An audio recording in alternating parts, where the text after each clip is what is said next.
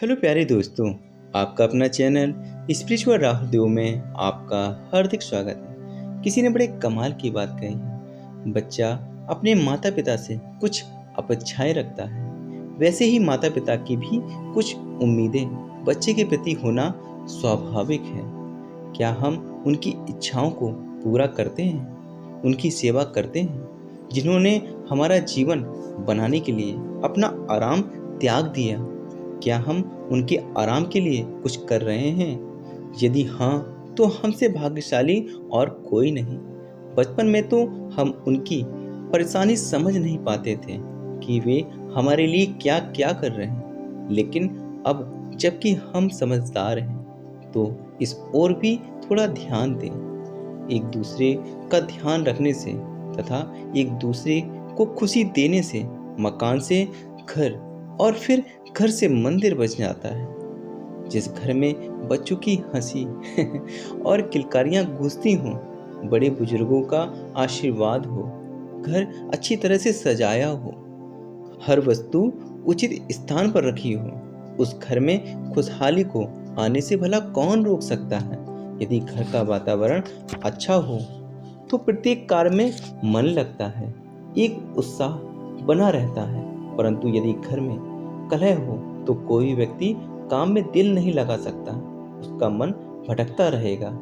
इसलिए यदि घर में उन्नति चाहते हो तो आपसी कलह को समाप्त करें और प्यार बढ़ाएं। एक घर में सास और बहू में बहुत अधिक तू मैं होती रहती थी। घर में कलह बढ़ता ही जा रहा था। यदि सास दो बात कहती तो बहू भी आगे से चार सुना देती, जिस कारण घर का वातावरण ही बिगड़ जाता। उस घर के सभी लोग निराश रहने लगे, किसी का भी मन काम में ना लगता, घर में नुकसान होने लगा। सभी का ध्यान एक दूसरे के अवगुणों पर ही लगा रहता। गुण दिखाई देने तो जैसे बंद ही हो गए। दोनों सास बहू की लड़ाई की चपेट में सारा ही परिवार आ गया।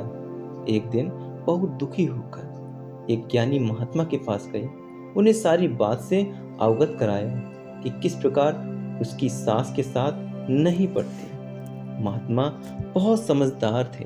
उन्होंने बहू को एक ताबीज में एक कागज डालकर दे दिया और उसे कहा कि जब तुम्हारी सास तुमसे कुछ कहे तो तुम बिना कुछ कहे इस ताबीज को मुंह में डाल लेना और काम में लगी रहना।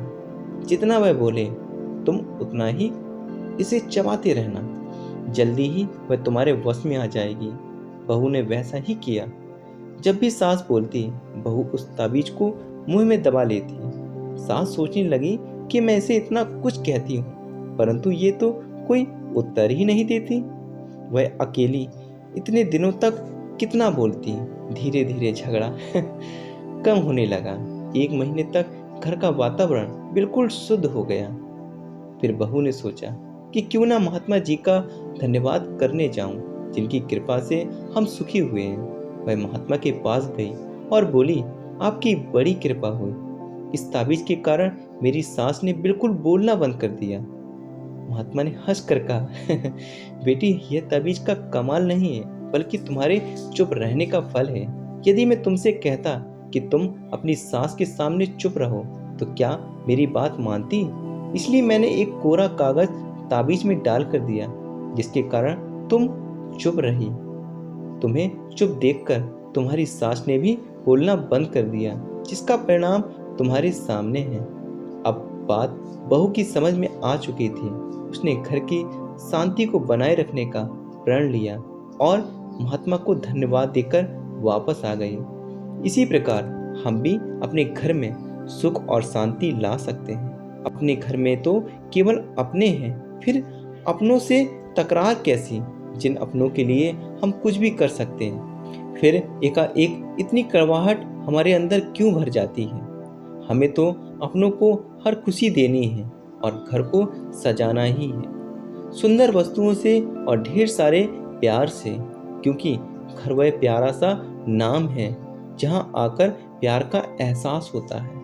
किसी शायर ने क्या खूब कहा है, अपना गम लेकर कहीं और ना जाया जाए, घर में बिखरी हुई चीजों को सजाया जाए। यदि ये वीडियो पसंद आए तो इस चैनल को लाइक शेयर कमेंट्स जरूर करें। सुरक्षित रहें, स्वस्थ रहें, खुश रहें।